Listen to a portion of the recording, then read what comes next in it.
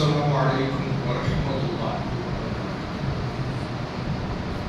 إن الحمد لله نحمده ونستعينه ونستغفره ونعوذ بالله من شرور أنفسنا ومن سيئات أعمالنا. من يهده الله فلا مضل له ومن يضلل فلا هادي له. وأشهد أن لا إله إلا الله وحده لا شريك له وأشهد أن محمدا عبده ورسوله أما بعد. إن أصدق الحديث كتاب الله وأحسن الهدي هدي محمد صلى الله عليه وسلم وشر الأمور محدثاتها وكل محدثة بدعة وكل بدعة ضلالة وكل ضلالة في النار. رب اشرح لي صدري ويسر لي أمري واحلل عقدة من لساني يفقهوا قولي. ربي زدني علما. எல்லாம் வல்ல ஏக இறைவனின் அன்பும் அருளும் நம் உயிரினும் மேலான நபிகள் நாயகம் ஸல்லல்லாஹு அலைஹி வஸல்லம் அவர்கள் மீதும் அவர்களது வாழ்க்கை வழிகாட்டுதல்களை தங்களால் இயன்றளவு பின்பற்றி வாழ்ந்து மரணித்த நபித்தோழர்கள் மீதும் நபித்தோழியர்கள் மீதும் குறிப்பாக ஜும்மா எனும் கடமையை நிறைவேற்றுவதற்காக குழுமிருக்கும் நம் அனைவர் மீதும் என்றென்றும் கண்ணியத்திற்குரிய எல்லாம் வல்ல அல்லாஹ்வின் நல்லடியார்களே, அல்லாஹ்வின் மாபெரும் கிருபையினால் ஆழியூர் பகுதியிலே லா இலாஹா இல்லல்லாஹ் எனும் ஏகத்துவ கொள்கையை மக்கள் மத்தியிலே எடுத்துரைப்பதற்காக, ஏகத்துவ கொள்கையை மக்கள் மத்தியிலே பிரச்சாரம் செய்வதற்கான ஒரு தளமாக இந்த பள்ளிவாசல் எழுப்பப்பட்டிருக்கிறது. அதன் முதல் ஜும்மாவிலே நாம் இங்கு அமர்ந்திருக்கின்றோம். பள்ளிவாசல்கள் ஏன் என்பதற்கான காரணத்தை அல்லாஹ் ரப்பல் ஆலமீன் திருமறை குர்ஆனிலே சொல்லுகிற பொழுது, வஅன்னல் மஸாஜித லில்லாஹ், பள்ளிவாசல்கள் அனைத்தும் அல்லாஹ்வுக்கே உரியது. ஃபலா ததுஉ மஅல்லாஹி, அல்லாஹ்வை தவிர்த்து அங்கே மற்றவர்கள் அழைத்து பிரார்த்தனை செய்யப்படக்கூடாது. பள்ளிவாசல்கள் அல்லாஹ்வுக்கு சொந்தமான இடம்.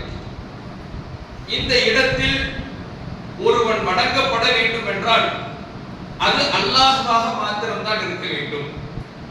இந்த இடத்தில் பிரார்த்தனை செய்ய வேண்டும் என்றால் அது அல்லாஹ்விடத்தில் மட்டும்தான் பிரார்த்தனை செய்ய வேண்டும். இதுதான் ஒரு பள்ளிவாசலுக்கான அடிப்படை தகுதியாக, அடிப்படை இலக்கணமாக திருமறை குர்ஆன் நமக்கு சொல்லி காட்டுகிறது. இப்படியான ஒரு பள்ளிவாசல் இதே இடத்தில் ஒரு சில ஆண்டுகளுக்கு முன்னால் எழுப்பப்பட்ட நேரத்தில் கட்டடமாக இல்லாமல் கீத்து கொட்டகையாக எழுப்பப்பட்ட நேரத்தில் அது எரித்து தீக்கரையாக்கப்பட்டது. அல்லாஹ் ஒருவன் மட்டுமே வணங்கப்பட வேண்டும் என்பதற்காக எழுப்பப்பட்ட ஒரு இடம் தீக்கு இரையாக்கி பல மக்களால் அது எரித்து சாம்பலாக்கப்பட்டது. இன்றைக்கு அதே இடத்தில் ஒரு கட்டிடத்தை அல்லாஹ் ரப்பல் ஆலமீன் நமக்கு தந்திருக்கிறான்.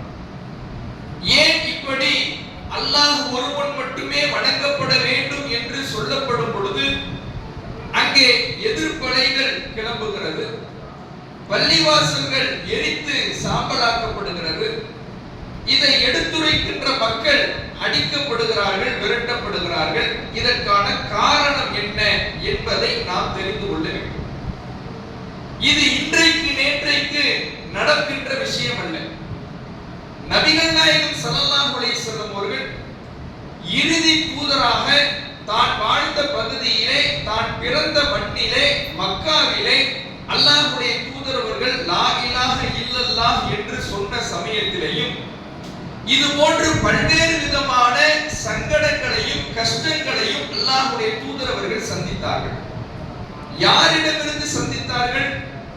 அல்லாஹ்வுடைய தூதரவர்களை எதிர்ப்பவர்களின் பெயர்கள் அப்துல்லாஹ் என்றுதான் இருந்தது. இன்றைக்கு இருக்கின்ற, நாம் வாழுகின்ற பகுதியில் இருக்கின்ற மாற்று மதத்தவர்களுடைய பெயர்களை போன்று அவர்களுடைய பெயர் இருக்கவில்லை. நபிகள் நாயகம் ஸல்லல்லாஹு அலைஹி வஸல்லம் அவர்களை நம்பிக்கை கொண்டவர்களின் பெயரும் அப்துல்லாஹ் தான். அல்லாஹ்வுடைய தூதரவர்களை அடித்து விரட்டியவர்களின் பெயரும் அப்துல்லாஹ். அப்ப அவர்களும் அல்லாஹ்வை நம்பியவர்களாகத்தான் இருந்தார்கள், அல்லாஹ்வை ஏற்றுக்கொண்டவர்களாகத்தான் இருந்தார்கள். இஸ்லாத்தின் மிகப்பெரிய எதிரி என்று யாரை நாம் குறிப்பிடுகிறோமோ அத்தகைய அபூ ஜஹல், அபூ லஹப், உத்துபா, இது போன்று மக்காவிலே நபிகள் நாயகம் ஸல்லல்லாஹு அலைஹி வஸல்லம் அவர்களின் எதிரியாக இருந்த அனைவருமே அல்லாஹ்வை ஏற்றுக்கொண்டவர்களாகத்தான் இருந்தார்கள். அல்லாஹ்வே குர்ஆனில் அதை பற்றி சொல்லுகிறான். நபியே, நீங்கள் அவர்களிடத்திலே சென்று வானத்தை படைத்தது யார் என்று கேளுங்கள், பூமியை படைத்தது யார் என்று கேளுங்கள், மழையை வானிலிருந்து இறக்குபவன் யார் என்பதை கேளுங்கள், புட்பூண்டுகளை முளைக்கச் செய்து உணவளிப்பவன் யார் அதை நீங்கள் கேளுங்கள். இப்படி வானத்தை படைத்தது யாரு, பூமியை படைத்தது யாரு, உங்களை படைத்தது யாரு, மழையை தருவது யாரு, உணவை தருவது யாரு, ரிஸ்கை தருவது யார் என்று உங்களை அடித்து விரட்டுகின்ற அபூ ஜஹலிடம் கேளுங்கள், அபூ லஹபிடம் கேளுங்கள். இறை தூதர் என்று உங்களை ஏற்றுக்கொள்ள மறுக்கின்ற கூட்டத்தினத்தில் கேளுங்கள், அப்துல்லாஹ் என்று பெயர் சூட்டி இருக்கின்ற கூட்டத்தினத்தில் கேளுங்கள். லா யகூலுன் அல்லாஹ், அவர்கள் அல்லாஹ் என்றுதான் பதிலளிப்பார்கள். இது எல்லாமே அல்லாஹ் தான். வானத்தை படைத்தது அல்லாஹ் தான், பூமியை படைத்தது அல்லாஹ் தான், உணவை தருவது அல்லாஹ் தான், ரிசுக்கை தருவது அல்லாஹ் தான். இது எல்லாவற்றுக்கும் அல்லாஹ் என்று சொல்லி அல்லாஹ்வை நம்பிய ஒரு கூட்டம் தான் நபிகள் நாயகம் ஸல்லல்லாஹு அலைஹி வஸல்லம் அவர்களை அடித்தார்கள். நபிகள் நாயகம் ஸல்லல்லாஹு அலைஹி வஸல்லம் அவர்களை விரட்டினார்கள். நபி தோழர்களை கொலை செய்தார்கள். இது எல்லாமே யாரு? அல்லாஹ்வை நம்பிய ஒரு கூட்டம் தான். எப்படியெல்லாம் பிரச்சனை செய்தார்கள், எப்படியெல்லாம் நபிகள் நாயகத்திற்கு சங்கடம் தந்தார்கள். இங்கு பள்ளிவாசலை எரித்தார்கள் என்றால் நபிகள் நாயகம் ஸல்லல்லாஹு அலைஹி வஸல்லம் அவர்கள் காபாவுக்கு அருகிலே தொழச் சென்ற பொழுது அல்லாஹ்வுடைய தூதர் அவர்களுடைய கழுத்திலே கரடு முரடான ஒரு துணியை போட்டு அவர்களுடைய கழுத்தை இறுக்கினார்கள். அவர்களுடைய மூச்சு குழாய் திணறுகின்ற அளவுக்கு அவர்களுக்கு கஷ்டத்தை கொடுத்தார்கள். அல்லாஹ்வுடைய தூதர் அவர்கள் அங்கே சென்று தொழுது சஜ்தாவிற்கு சென்றார்கள் என்றால் ஒட்டகத்தின் மலக்குடலை வந்து அவர்களுடைய முதுகிலே போட்டார்கள். எழுந்திருக்க விடாமல் தடுத்தார்கள். சஜ்தாவிலே கிடக்கின்ற அல்லாஹ்வுடைய தூதர் அவர்கள் மலக்குடலின் கணத்தை தாங்க முடியாமல் மூச்சு திணறுகின்ற அளவுக்கு கஷ்டங்களையும் சங்கடத்தையும் அல்லாஹ்வுடைய தூதர் அவர்களுக்கு அவர்கள் கொடுத்தார்கள். இன்னும் நபிகள் நாயகம் ஸல்லல்லாஹு அலைஹி வஸல்லம் அவர்களே சொல்கிறார்கள், உஹிஸ்து ஃபில்லாஹ் வமா யுஹாஃபு அஹத். நான் அல்லாஹ்வுடைய பாதையிலே லா இலாஹ இல்லல்லாஹ் என்று சொன்னதற்காக அச்சுறுத்தப்பட்டிருக்கிறேன். வமா யுஹாஃபு அஹத். என்ன அளவுக்கு யாரும் அச்சுறுத்தப்பட்டது கிடையாது. எல்லா நேரங்களிலேயும் ஒரு பயத்தோடு, ஒரு பதற்றத்தோடு, ஒரு அச்சத்தோடு எங்களை வைத்திருப்பார்கள். என்ன அளவுக்கு அச்சுறுத்தப்பட்டது யாரும் கிடையாது. வஊதித்து ஃபில்லாஹ். அல்லாஹ்வுடைய பாதையிலே இந்த மார்க்கத்துக்காக எதிரிகளால் நான் தொல்லை கொடுக்கப்பட்டிருக்கிறேன், நோவினை செய்யப்பட்டிருக்கிறேன். வமா யுதா அஹதுன். என்ன அளவுக்கு யாரும் தொல்லை கொடுக்கப்பட்டது கிடையாது.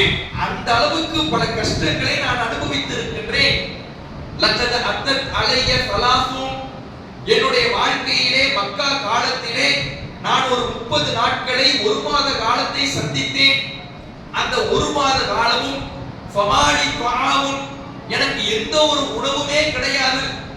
நபிகள் நாயகம் ஸல்லல்லாஹு அலைஹி வஸல்லம் அவர்கள் ஒரு மாத காலம் எதிரிகளுடைய தொல்லைகளினால், எதிரிகளுடைய துன்பத்தினால் எந்த ஒரு சாப்பாடும் இல்லாமல் அல்லாஹ்வுடைய தூதர் அவர்கள் ஒரு இடத்திலே ஒதுங்கி இருக்கிறார்கள். ரசூலுல்லாஹ்வோடு யாருமே கிடையாது. பிலால் ரலியல்லாஹு அவர்கள் மட்டும்தான் இருக்கிறார். நபிகள் நாயகத்தின் குடலை நிரப்புவதற்கு எந்த ஒரு உணவும் அவர்களுக்கு கிடைக்கவில்லை. அவர்களின் குடலை நனைத்துக் கொள்வதற்கு எந்த ஒரு தண்ணீரும் கிடைக்கவில்லை. தாகத்தோடும் பசியோடும் அல்லாஹ்வுடைய தூதர் அவர்கள் ஒரு மாத காலத்தை சந்திக்கிறார்கள். ஏன்?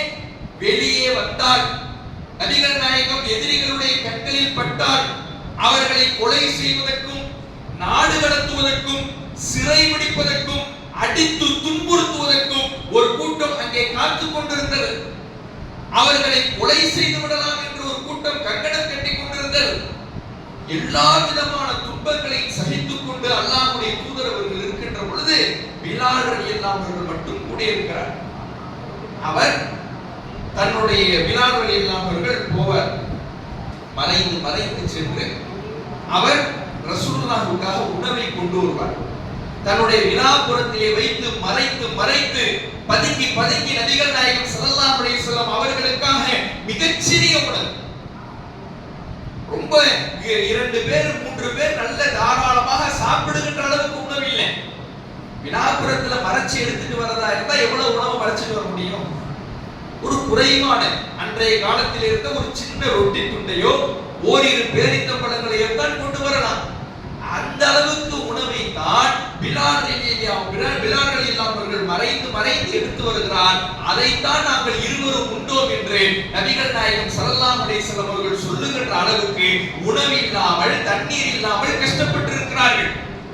தொழுதால் அவர்கள் மூச்சு திணற வைத்து சாகடிக்கின்ற அளவுக்கு கஷ்டத்தை அனுபவித்திருக்கிறார்கள். இப்படி அல்லாஹ் ஒருவனை மட்டுமே வணங்க வேண்டும் என்று சொன்ன காரணத்தினால் அல்லாஹ்வுடைய தூதர்கள் பல்வேறு விதமான எதிர்ப்புகளை சந்தித்தார்கள்.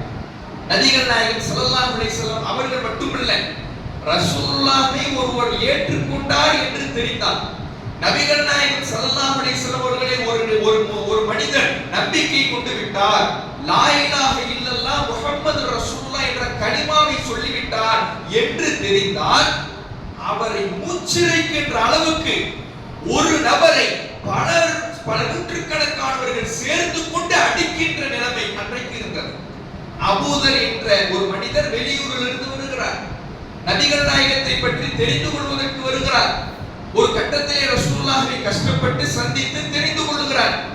தெரிந்து கொள்வதற்காக முஹம்மது எங்கே இருக்கிறார் என்று ஊரிலே சென்று விசாரித்ததற்காகவே கடுமையான முறையிலே அவர் தாக்கப்படுகிறார்.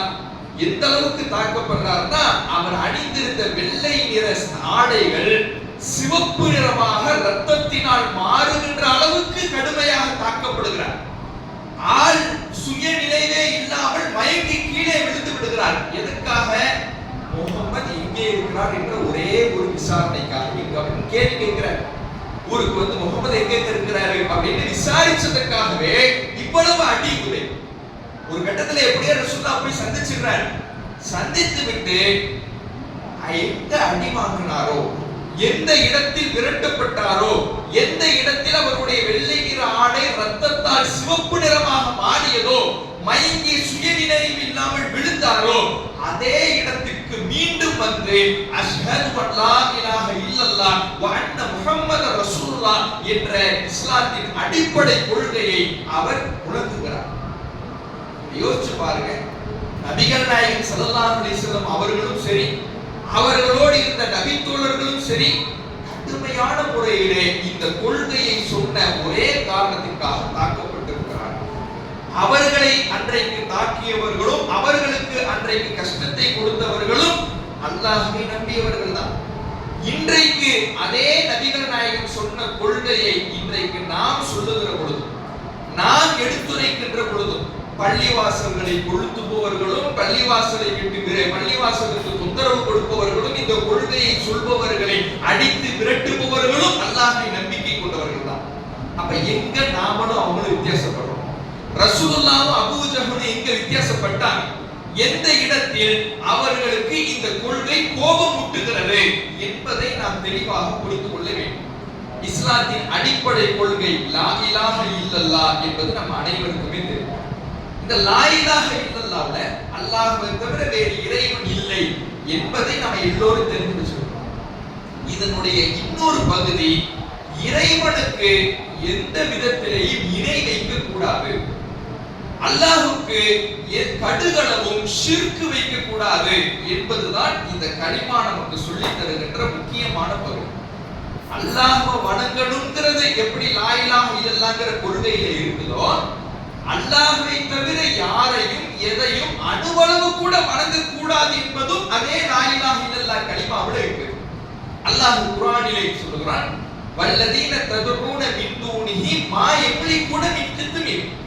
அல்லாஹ்வை விட்டுவிட்டு நீங்கள் யாரை வணங்குகிறீர்களோ, அழைக்கிறீர்களோ, துஆ செய்கிறீர்களோ, பிரார்த்தனை செய்கிறீர்களோ, அவர்களுக்கு அணுவளவு கூட ஆற்றல் இல்லை என்று குர்ஆன் சொல்கிறது.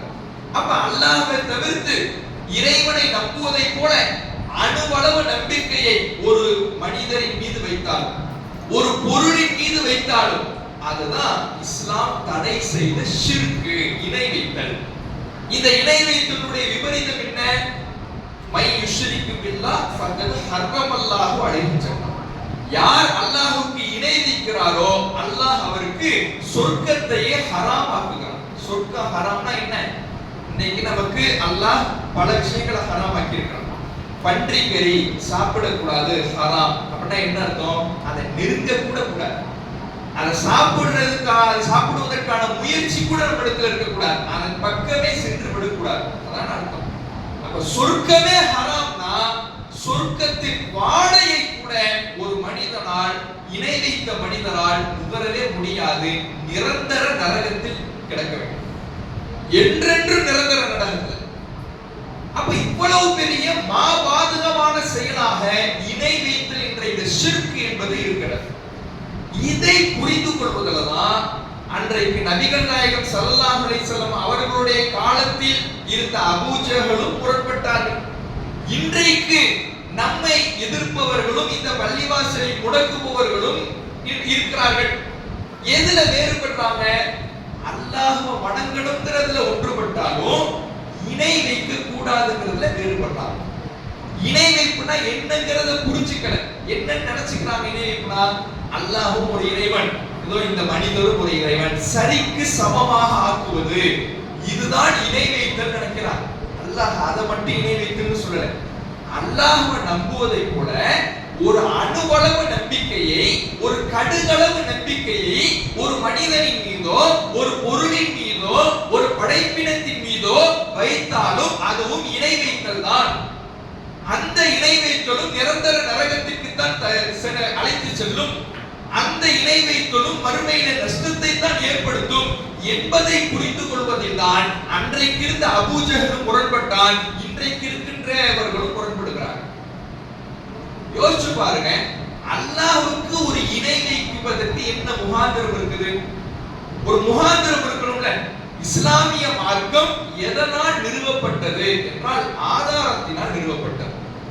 இஸ்லாம்னால என்ன? ஆதாரம் தான். குர்ஆன், ஹதீஸ் தான் இஸ்லாம். இதை தாண்டி ஏதாவது இஸ்லாம் இருக்குதா? குர்ஆன் அல்லாஹ் தந்த வேதம், ஹதீஸ் அல்லாஹ்வுடைய அனுமதியோடு நபிகள் நாயகம் ஸல்லல்லாஹு அலைஹி வஸல்லம் அவர்கள் வழிகாட்டிய வழிகாட்டல்கள், இதுதான் இஸ்லாம்.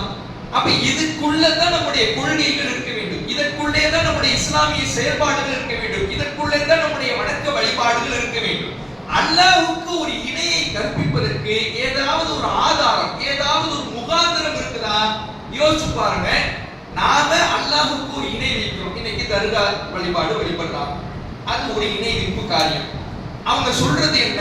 நாங்க அல்லாஹ்வை தான் கடவுளாக ஏற்றுக்கொள்கிறோம், அல்லாஹ்வை தான் இறைவனாக ஏற்றுக்கொள்கிறோம். ஆனால் இந்த அவுலியா, இங்கு அடங்கி இருக்கக்கூடிய மனிதர் நமக்காக அல்லாஹ்விடத்திலே பரிந்து பேசுவார், ரெக்கமெண்ட் செய்வார் அப்படிங்கிறார். இதுக்கு தேவை இருக்குதா? முகாந்திரம் இருக்குதா? இதுக்கு ஏதாவது ஆதாரம் இருக்குதா? யோசிச்சு பாருங்க. ஒருவேளை அல்லாஹ்வுக்கு, அர்ஷில் இருக்கின்ற அல்லாஹ்வுக்கு, 7 வானங்களை கடந்து இருக்கின்ற அல்லாஹ்வுக்கு இந்த உலகத்துல ஒரு கடுகு விதையளவு இருக்கின்ற ஒரு அணுவளவு அல்லாஹ்வுடைய பார்வையில நம்ம இருந்து பார்த்தா நம்ம எல்லாம் ஒரு தூசை விட அற்பமானவர்கள். 7 வானத்துக்கு மேல இருக்கிற அல்லாஹ் எவ்வளவு பிரம்மாண்டமானவன். அவனுடைய பார்வையில நாம ஒரு உலகத்தினுடைய ஒரு மூலையில் இருப்பவர்கள் ஒரு தூசியை விட அற்பமானவர்கள் தானே. நாம பிரார்த்தனை செய்தால் அல்லாஹ்வுக்கு தெரியாது, அல்லாஹ்வுக்கு கேட்காது, அல்லாஹ்வால் அறிந்து கொள்ள முடியாது. அதனால இடையில ஒரு இடைத்தரகர் வேண்டும் என்று ஒரு முகாந்திரம் இருந்துச்சுன்னா, இங்க ஒரு ஆளை ரெக்கமெண்ட் வச்சுட்டு நான் உங்கள்கிட்ட சொல்றேன், நீங்க போய் இந்த தகவலை அல்லாஹ்ட்ட சொல்லுங்க அப்படின்னு ஒரு தேவை இருக்கலாம். அல்லாஹ் அப்படிப்பட்டவனா? அவன் அரிசியில் இருந்தாலும் இந்த உலகத்தில் ஒரு இலை ஒரு மரத்திலிருந்து விழுந்தால் கூட அதை அறிபவன் அல்லாஹ். நம்முடைய உள்ளத்தில் ஒரு விஷயத்தை நினைத்தாலும் அதை தெரிந்து கொள்பவன் அல்லாஹ். நாம் ரகசியமாக பேசினாலும், நாம் மறைமுகமாக பேசினாலும், மனதில் நினைத்தாலும், சத்தம் வராமல் பேசினாலும் எல்லாவற்றையும் அறிந்தவனாக அல்லாஹ் இருக்கின்றான். இந்த உலகத்தில் அல்லாஹ்வுடைய அறிவின்றி தவிர எந்த அணுவும் அசைய முடியாது. அப்படிப்பட்ட அல்லாஹ்வுக்கு ரெக்கமெண்ட் செய்யறதுக்கு ஒரு ஆள் தேவையா? அல்லாஹ்வுக்கு நமக்கும் இடையில ஒரு இடைத்தரகர் தேவையா? எந்த தேவையும் இல்லையே. ஒண்ணு நம்ம 2 விஷயத்தை முடிவு பண்ணணும். ஒண்ணு, அல்லாஹ்வோட தெரிஞ்சிக்க முடியாதுங்க, அதனால இவர் ரெக்கமெண்ட் பண்ண போறார், இப்படி சொல்ல முடியுமா? அப்படி சொன்னா நம்ம அல்லாஹ்வே சரியா புரிஞ்சுக்கணும். இல்லையா, இவர் தான் நமக்கு பரிந்து பேசுறதுக்காக அல்லாஹ் நியமிச்ச ஆளு அப்படின்னு ஒரு ஆதாரத்தை காட்டணும். அப்படி ஏதாவது ஆதாரம் இருக்குதா? அதுக்கும் குர்ஆன் ஹதீஸ்ல எந்த ஆதாரம் கிடையாது. அப்ப எந்த ஆதாரமும் இல்லாத ஒரு விஷயமாகத்தான் இணை வைப்பு விஷயம் இருக்குது. அப்ப தர்கா வழிபாடில் இருக்கக்கூடியவர்கள், மௌலிது ஓதக்கூடியவர்கள், தாயத் அணியக்கூடியவர்கள் எல்லோரும் சொல்லக்கூடிய அடிப்படை விஷயம் என்னன்னா, அல்லாஹ்விடத்துல நம்முடைய விஷயங்களை எடுத்து சொல்லணும், அல்லாஹ்விடத்துல ரெக்கமெண்ட் செய்யணும். இவர்கள் எல்லாம் இடைத்தரகர்கள். இந்த இடைத்தரகர்களின் மூலமாக தான் அல்லாஹ்வை நெருங்க முடியும்னு சொல்றான். ஆனா அல்லாஹ் குர்ஆன்ல என்ன தெரியுமா சொல்றான்? இதா சஅலக இபாதி அன்னி ஃபஇன்னி கரீப். என்னுடைய அடியான் என்னை பத்தி உங்கள்கிட்ட கேட்டா நீங்க சொல்லுங்க, நான் ரொம்ப அவனுக்கு அருகாமையில் இருக்கேன். எந்த அளவுக்கு அருகாமையில? பிடரி நரம்பை விட அருகாமையில் இருக்கிறேன். அவன் கேட்பதாக இருந்தால், ஒரு கோரிக்கை வைப்பதாக இருந்தால், ஃபல்யஸ்தஜிபுலி, என்னிடத்துல கேட்கட்டும். என்கிட்ட கேள்வி, நீ நேரடியா உனக்கு என்ன வேணும், உனக்கு என்ன நடக்கணும், எல்லாத்தையும் நீ என்கிட்ட நேரடியா கேள்.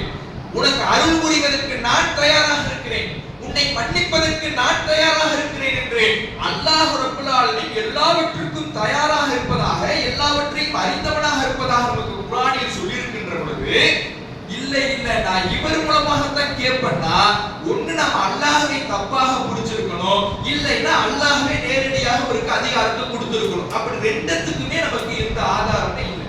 அல்லாஹ்விடத்துல எந்த பலவீனமும் கிடையாது.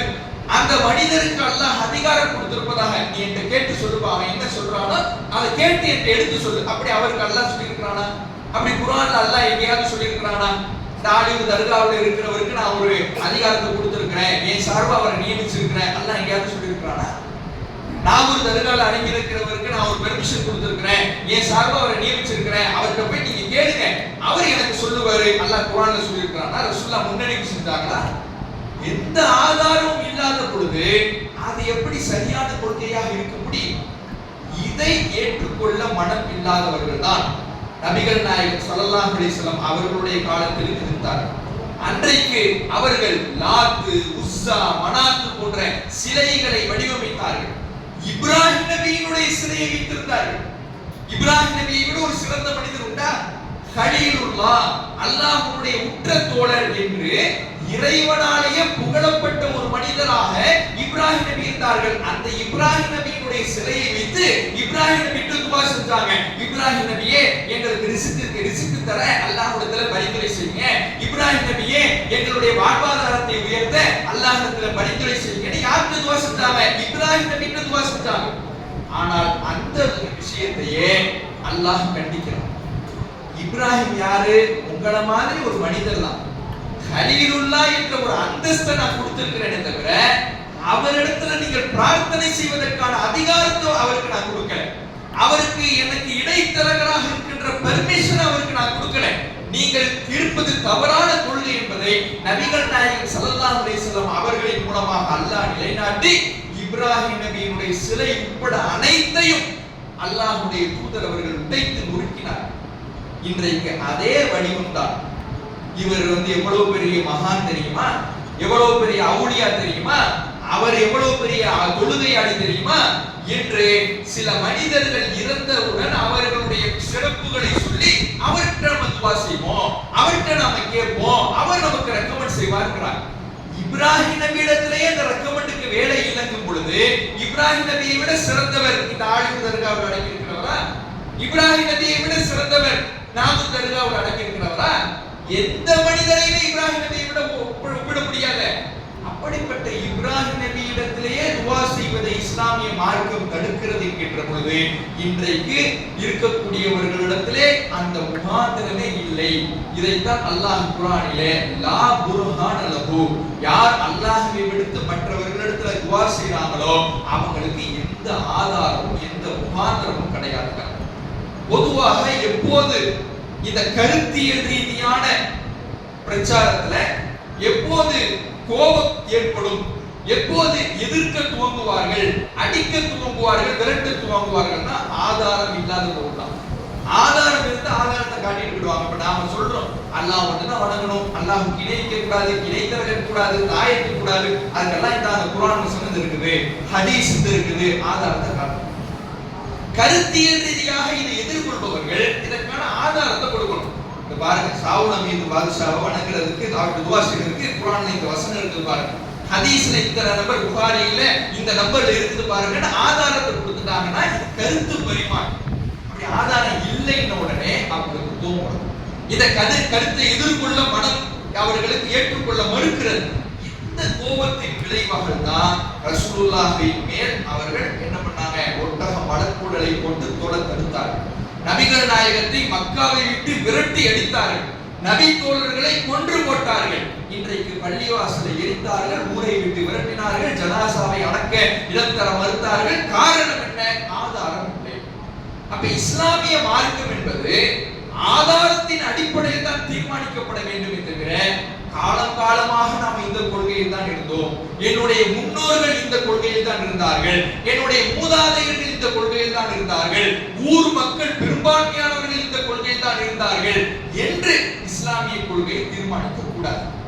ஏன்னா அல்லாஹ் குர்ஆன்ல சொல்றான், அவளவுக்கான ஆபாகும் நான் எனக்கீரோட செய்யும் வலா எகுத்ததும், அவர்களுடைய முன்னோர்கள் எதையும் அறியாதவர்களாக, சரியான கொள்கையை தெரியாதவர்களாக, நேர்வழியை அடையாதவர்களாக இருந்தாலும் அவங்கள மாதிரி தான் நாங்களும் இருப்போம்னு நீங்க இருக்கீங்களா? அல்லாஹ் குர்ஆன்ல கேட்கிறான். உங்களுடைய முன்னோர்களுக்கு தான் ஒண்ணு தெரியல, அவர்கள் தான் அதை அறிந்து கொள்ள முடியவில்லை, அதற்கான வாய்ப்புகள் அவர்களுக்கு கிடைக்கவில்லை, அவங்களை கையை காட்டிட்டு நீங்களும் போயிடுவீங்களா? அல்லாஹ் கேட்கிறான்.